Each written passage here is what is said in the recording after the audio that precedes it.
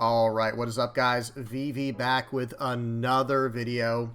And in today's video, excuse me, we are going to be looking at what exactly Rebecca gets in OP-05, or Dressrosa would probably be a better way of saying it. Because I think this was largely unexplored in the East. Now, you know, they're not super deep into OP-05 yet, but it's been out for some time, and I don't think Rebecca really had a showing over in the East in OP-05 like it did in OP-04. So let's just dive into it. We're going to look at what is coming out in OP-05 for Dressrosa.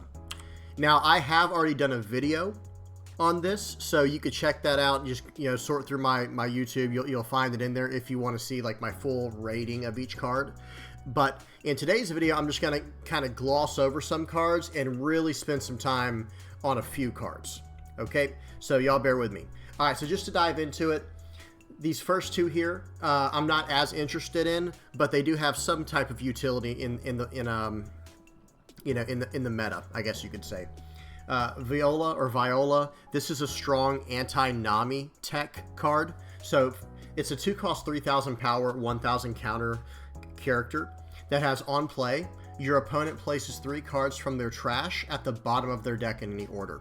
So this is very obviously for the deck to use if you're struggling against Nami, because you're making them put cards to the bottom of their deck, making it's going to take them longer to mill themselves and win the game, because Dressrosa is not known for being the fastest deck out there. However, it does look like they want to give it some tools to be more aggressive, and we're going to talk about that, especially in this next card here, Isabella II. This is a 4-cost, 5,000 power character with a 1,000 counter, and it has, when attacking, once per turn, you may return 20 cards from your trash to your deck and shuffle it. This character gains double attack and plus 10,000 power during this battle. So again, this seems exclusively catered to dealing with Nami. But I guess it could just be used in a more aggressive way against any deck, because we know that Dressrosa has no problem milling itself, getting like 15 to 20 cards in its trash very easily. Okay, but overall, I'm not too interested in these cards for what we're going to be looking at today. Same thing with these next two. This is Hakuba on the left here. I don't know how to say that name. 5-cost, 6,000 power, 1,000 counter. Dawn ×1. When attacking, you may KO one of your characters other than this character. Give up to one of your opponent's characters -5 cost during this turn. So this is like a more aggressive version of Orlumbus, because you have to attack to do it. You're going to be swinging for 7k at least. And it gives -5 to the cost. Overall, I think Orlumbus does everything we want in a cost reduction. So let's keep going. Next up, Haute Couture Patchwork. This is a 1-cost event that has main, give up to one of your opponent's characters -3 cost during this turn. That's not horrible. Just off the bat, that's not horrible. Then up to one of your opponent's characters with a cost of 0 will not become active in the next refresh phase. Again, this card's not bad, like on paper, but it's not really what we're going for. The trigger, draw 2, trash 1, that's always a nice trigger, but we'll take that every time. But for those who know or who have messed around with Dressrosa, it's not exactly known for being an event-heavy deck. So, and the only events that it runs is typically removal. This kind of doubles over as removal, I guess, if you can hit something and cause it to stay tapped down for long enough. But generally speaking, I think we have better options here. Okay, now we're talking about cards that are more catered to what we're going to be looking at in today's video. First up is Dragon Claw, which is a 2-cost event. Counter up to one of your leader or character cards gains plus 4,000 power during this battle. Then, if you have 15 or more cards in your trash, KO up to one of your opponent's characters with a cost of 4 or less. It's just a souped up impact wave if you can always get the 15 cards in your trash. So ultimately, again, it is an event and it has no trigger, which is unfortunate, but it's an event, so we're not going to focus in too much on this, but this is still a very solid 2-cost 4k counter, especially if you can reliably have 15 cards in your trash. So maybe running this as a 2 or 3 of wouldn't be a horrible idea in the future, giving you time to set up your trash can. Okay, next up, here we go. One-legged toy soldier, 2 cost, 0 power, 2,000 counter, and activate main. You may trash this character, give up to one of your opponent's characters -3 cost during this turn. This card is excellent. This is a searchable 2K counter for Dressrosa with cost reduction built in. We'll take this one. This is definitely probably going to be a staple moving forward for Dressrosa. Very solid searchable 2K counter. Okay, next up, these two as well are looking to be pretty powerful options for us in the future, even in decks that are not just Dressrosa, because while these are Dressrosa cards, their effects are not limited to Dressrosa cards only. So let's talk about Mansherry first. 1 cost, 0 power, 1000 counter, activate main, pay 1. You may rest this character and place 2 cards from your trash at the bottom of your deck in any order, and then add up to 1 black character card with a cost of 3 to 5 from your trash to your hand. So 3 to 5, we're going to talk about that in a second. Keep that in mind, 3 to 5 for her. Now Rebecca, she is a 4 cost, so that she costs 3 more, but she is a 0 power 1K counter blocker that has on play add up to 1 black character card with a cost of 3 to 7, other than Rebecca, from your trash to your hand. Then play up to 1 black character card with a cost of 3 or less from your hand, rested. Okay, let me put this into perspective for Dressrosa. This is the entire Dressrosa package of characters, obviously, because that's all you can search for. By the way, it's not black cards; it's black character cards. Same for Mansherry, the same for Rebecca. Okay, notice that every single one of these cards costs 5 and under, with the exception of 2 cards. One being Hajradin right here, and the other being Luffy, 7 cost right here. So realistically, and by the way, I wouldn't pay much attention to this Trafalgar Law for now. It's a promotional card coming out, I think, sometime in the future. I don't even think we can get a hold of this card just yet. But for those who want to know, this picture's blurry. It's a 4 cost, 5,000 power, 1,000 counter character, Dressrosa Heart Pirates, that has on play. I think it's you may rest your leader and then KO up to one of your opponent's characters with a cost of 1 or less.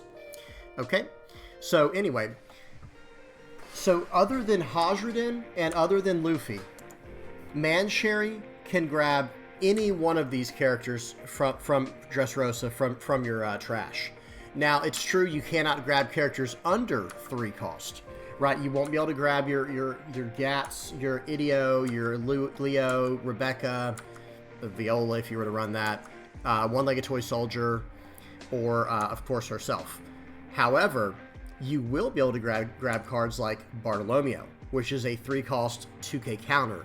And if you were to tech in 2K counters from outside of Dressrosa, you'd be able to grab hold of Tashigi as well.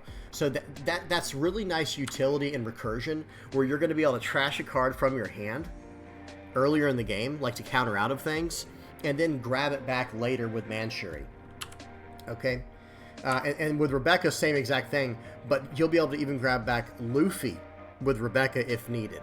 And think about outside of Dressrosa, by the way, you're going to be, with both of these cards, you're going to be able to grab back Borsalinos, 4 cost Kuzans, 5 cost Sabo, obviously, we already talked about that, and then 5 cost Smoker, potentially, I don't know, whatever you're running. You're going to, Hinas, you name it. Any kind of black character that costs 3 to 5. And then for Rebecca, the 4 cost Rebecca over here, you're looking at even being able to grab back Sakazuki's, of course, Luffy, like we already said. You know, and it also is going to be able to cheat out cards as well, then play up to 1 black character card with a cost of 3 or less from your hand rested. You know what that means, right, guys? That means we're going to be able to throw out a Kairos. Who cares if he's rested? He's going to potentially KO a 1 or less, you know, on entry, unless you're able to reduce something earlier with Orlumbus. You know, or Leo. You could toss out Leo if, you know, possibly as well. Or you can play out Rebecca if you have a Rebecca in hand. So understand that. You won't be able to search for a Rebecca from your trash, but you will be able to play 1 black character with a cost of 3 or less from your hand rested. So you'll still be able to play a Rebecca from your hand. Okay? You'll still be able to play a Leo from your hand. You'll still be able to play a Gats, a Bartolomeo, an Idio. I would recommend playing those in particular, like the last 2 of the blockers, because they will come into play tapped. You'll be able to play One-Legged Toy Soldier. This is activate main, reduce cost by 3. We just talked about this one. Really, really strong. Really powerful effects. So, okay, so let's keep going. Last but not least, this is the card I want to spend a little bit of time on. Riku Doldo III is a 4-cost, 5,000 power, 1,000 counter character that is a blocker with an on-play and an on-KO of up to one of your Dressrosa type characters gains plus 2,000 power during this turn. That's actually pretty nice. And remember, we will be able to get this back with Manshuri or Rebecca, which is nice. So even when you get the on-KO, you could potentially get this back later, and it's another blocker. Now, hear me out. We're going to look at a few examples here. Riku is potentially like a really disgusting character in Dressrosa. That's all I'm going to say. So think about a few combinations here. Okay, on KO, you're giving someone plus 2,000 power during the turn. So that combos with your Orlumbus. I mean, yeah, you wouldn't realistically want to KO a 4-cost, but you do what you have to do to win the game, right? You could potentially do this to boost one of your characters high enough, you know, to do all kinds of shenanigans, KOing characters and whatnot. Okay, but this effect here on play, so if you play, let's just say you're on the odd curve, which happens all the time, and let's just say you go turn 2 Kairos. Sure, no problem. Maybe we went turn 1 Rebecca search, and then turn 2 Kairos, and then turn 3 we could play Riku Doldo here and also do a search if needed, right? And when we play Riku, number 1, we have a blocker, okay? And number 2, we can throw 2k power at Kairos and just smash into whatever's on their side of the board, or face if we need to, right? It just depends. Same idea with Cavendish. If we have a Cavendish down and we play Riku, okay, well, here you go. Here's plus 2,000. You'll be an 8k, and if you attach 1 Dawn so that he can attack active characters, he'll be a 9k swinging at characters. And if you have Court of Colosseum down, we'll talk about that in a second. Endless potential with that one there. Very, very strong. And then, like I already mentioned, Rebecca and Manshuri are going to be able to snag this card back. Just tons and tons of potential here. We could use Gats to make him attack active characters. Like I said, if you have a Court of Colosseum down and you play this character, he can give himself 2,000 power. Notice this. Up to one of your Dressrosa type characters gains plus 2,000 power during this turn. So you play him, and then you give him plus 2,000 power. Someone correct me if I'm wrong there, but I'm pretty sure that's how that works. Now on KO you couldn't, obviously, right? Because he wouldn't be on the board to give it to. But then Gats, make him attack active characters, and now you're swinging for 7 at something as soon as he enters play. Now let's talk about defensively the applications here. Okay, notice Doldo right here, Riku right here. I know that name sounds funny, guys. I'm sorry. It is kind of fun to say. Riku Doldo III. That's a crazy name. Anyway, sorry, guys. So we got Riku right here. So check this out. Defensively, let's just consider a few things. So we have our Luffy tapped. Let's just pretend we have Luffy tapped here. Okay, we have a few options. If they are going for our Luffy, we could actually block the first attack with Riku, and then on KO, give our Luffy plus 2,000 power for the rest of the turn. Do y'all see how strong that potentially is? Like now we have a 9,000 power Luffy tapped. There's a big difference in 7,000 power and 9,000 power. They're going to have to invest a lot more to deal with that. Or how's about this? This is another one I think is pretty fun if you're in defense mode. Say you have no life left. And okay, you blocked out of whatever you could with your leader down here. Well now, all right, let's block with Riku. And then when he gets KO'd, we'll give Sabo plus 2,000 power for the rest of the turn. We're now, all of a sudden, you know, your Sabo is going to survive pretty much any attack and be able to do something next turn. You know, I'm just saying, it's just a possibility. It's just a combo. These cards down here I wouldn't worry about as much. I just have them down here for the next example. Okay, so defensively, like I said, Riku is actually he's potentially very powerful. He can help you save your Luffy, save your Sabo. Maybe your Cavendish got tapped down and he'll help protect him because he'll become an 8,000. And then you'll be able to get Riku back later with your Rebecca or your Manshuri. Okay, now let's talk about offensively some combinations here. Okay. Are you guys ready? So there is a lot of stuff that I'm about to say. Put on your thinking caps here and bear with me. We got to go through some examples. So in this example, here's our leader, and we have Court of Colosseum in play. We have an Orlumbus in play, and we have a Kairos. We have 10 Dawn. Let's just pretend for this example we have 10 Dawn we're working with. We have a Riku that we're about to play. Okay?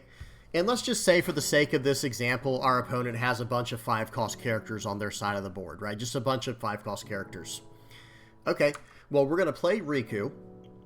And let's just say they're all tapped for this example, just to give the most potential for this example. This is what we would be able to do this turn. We play Riku, and he can give himself plus 2,000 power right away, or the Kairos, or the Orlumbus, however we want to do this. Okay, we play out Riku.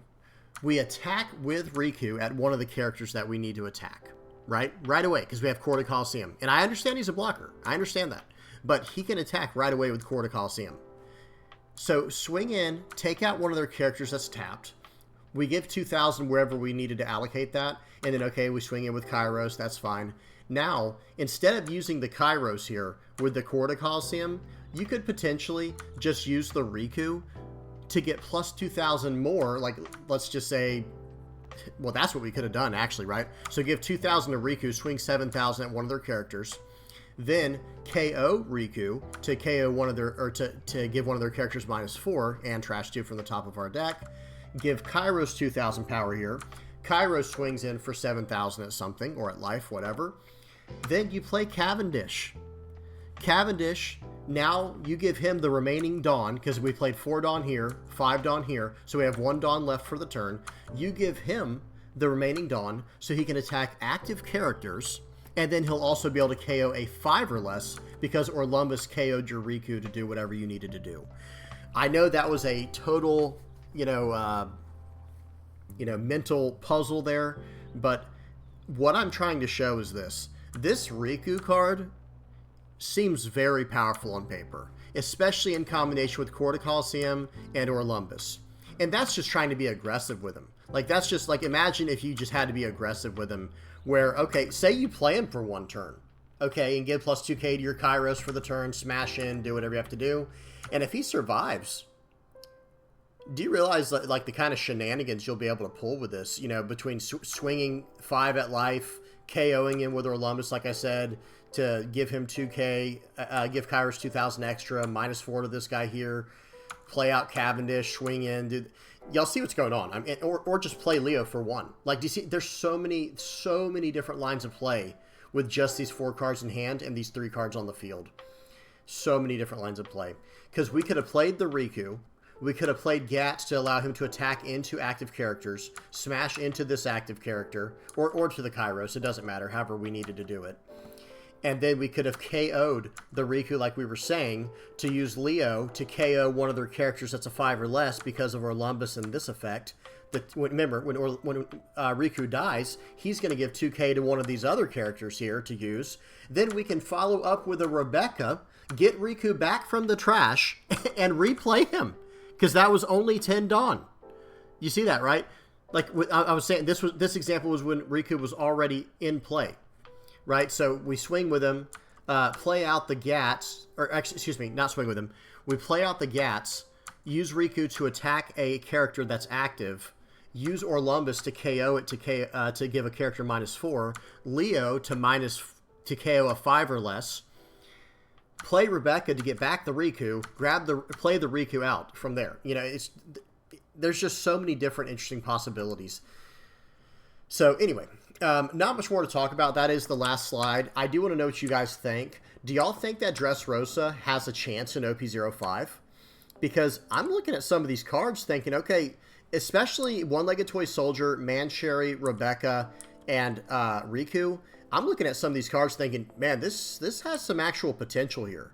There's a lot of synergy going on, and it allows Dressrosa to get kind of aggressive, especially especially Rebecca. Like, Rebecca's just letting us aggressively trash cards early, like 2K counters or whatever, and just get them back. Like Bartolomeo, for example. Bartolomeo is a 3-cost, 3,000 power blocker 2K counter that we can grab back with both Manshuri and Rebecca. That is just value on value on value, guys. And Rebecca's a blocker herself. You guys get what's going on there. That'll end up being a strong play as well, I'm sure. Going Rebecca into Sabo, and then you're sitting on maybe a, you know, I don't know, maybe a barrier. It depends on how we build the deck. But yeah. All right, guys, so that's it. That's all I have. What do y'all think of that crazy combo? I don't think it's that impractical. I think it's something that's going to, you know, possibly come up more than once a game, or at least once a game, because, you know, I'm just going to leave it there. You guys tell me what y'all think. Please don't forget to like and subscribe if you haven't already. Come hang out with us on Discord. We have a good time on there. And as usual, guys, until next time, peace.